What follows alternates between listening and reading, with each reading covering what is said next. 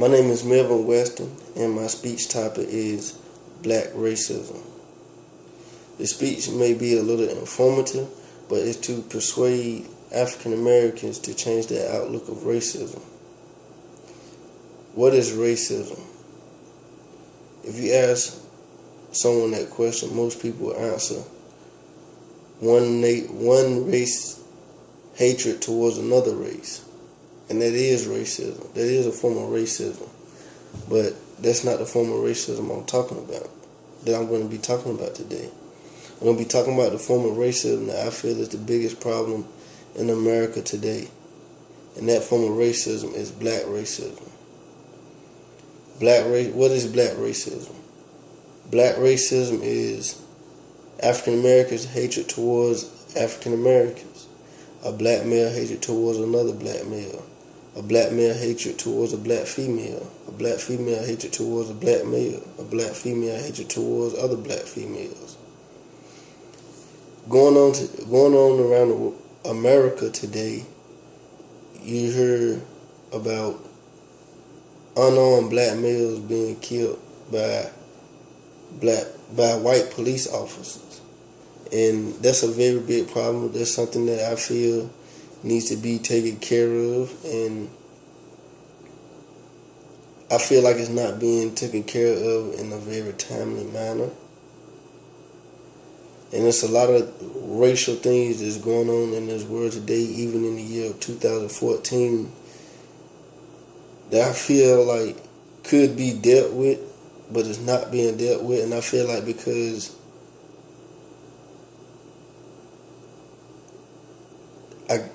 I feel like that society wants racism here, wants those form of racism here and in our minds, so that we can be neglect to the real form of racism, which is racism against black people, black people's racism against other black people.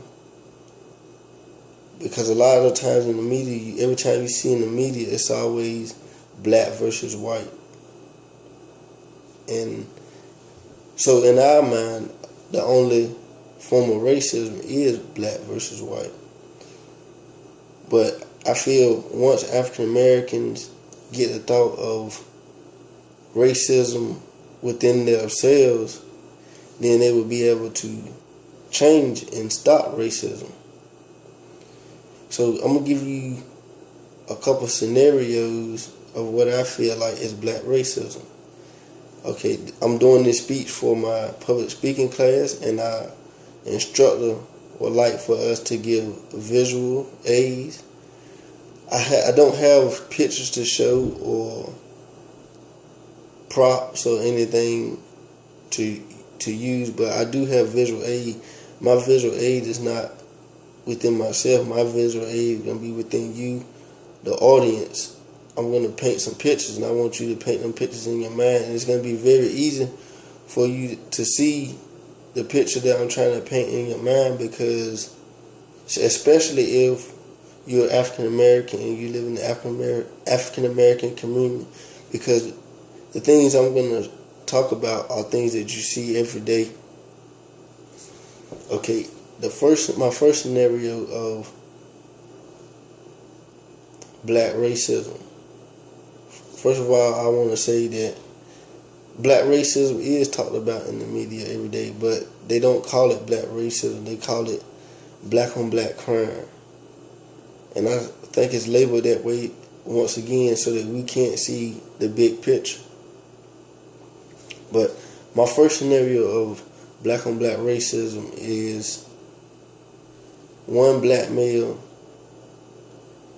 got a gun. He shoots at another black male and kills him, all simply because of the color of his t-shirt, the color of his cap on top of his head, the color of his shoes. And I know some of y'all would think that has nothing to do with black racism. That's just gang violence.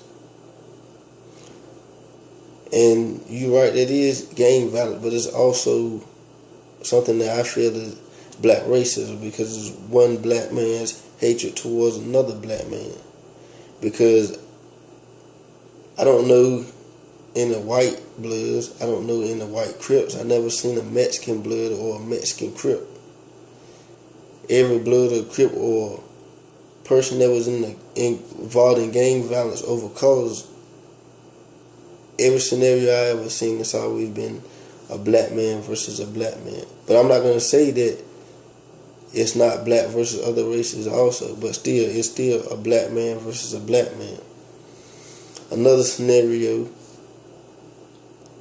you in a nightclub, not an upscale nightclub where it's multicultural, but you in a neighborhood nightclub where it's everybody's in the nightclub is black. You have a guy, he goes across the dance floor. He with his friend, he leaves his friends on the other side of the dance floor. He goes across the dance floor to go to the bar and get some drinks.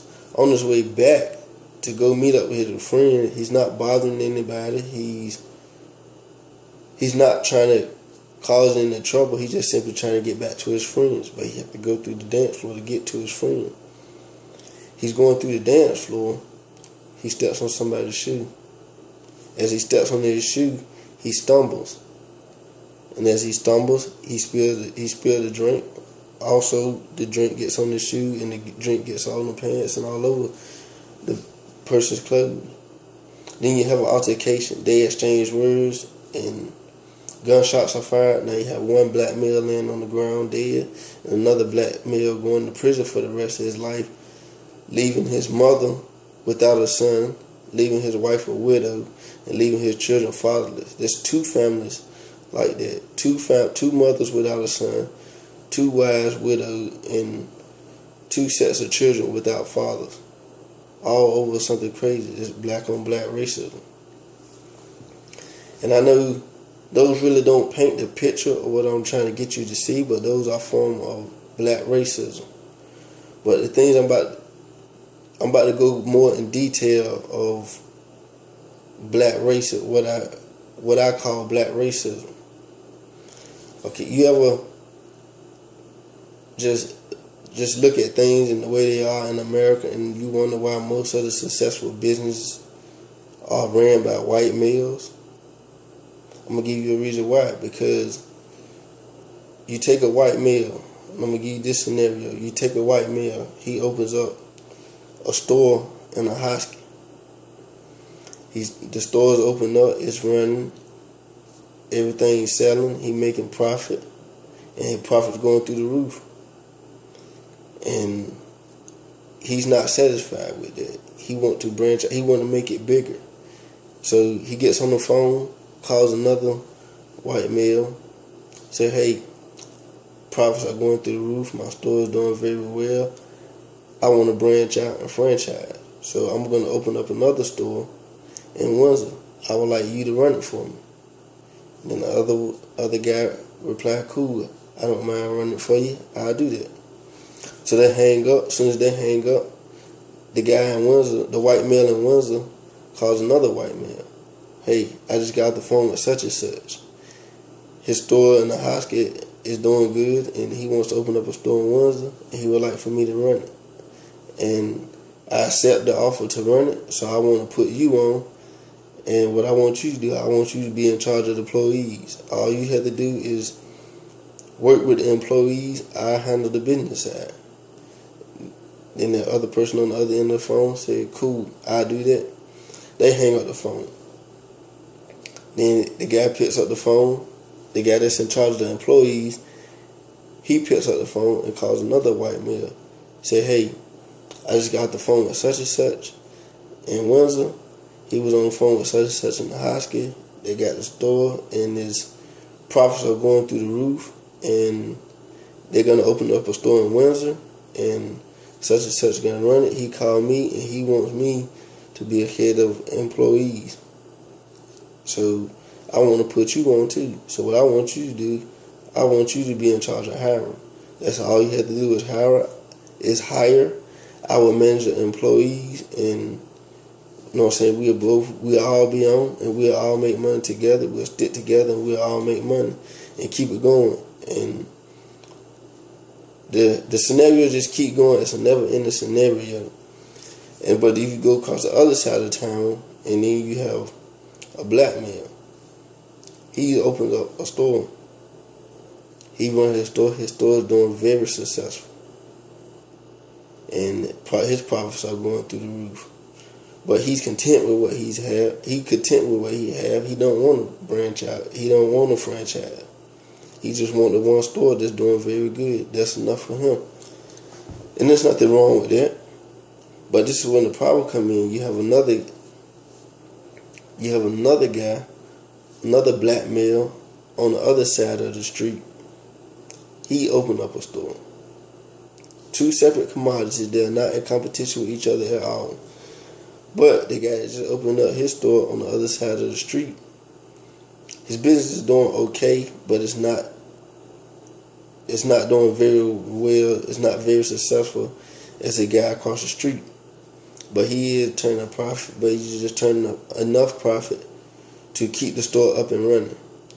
So he goes across the street and talk to the owner of the successful store. He said, "Hey, my store is doing okay. You know what I'm saying? I'm making profit, but I'm only making enough profit to keep the store running. What are some tips that you could give me where I can make enough profit to put money back into my pocket?" Like I said, they're selling two separate commodities that are in two different categories, so they are no way in competition with each other. But because this guy loves to see himself on top and see somebody else down struggling, he decides not to give him information, not to give him any tips. And that's just how it is in the black community. And in another scenario, you have a guy that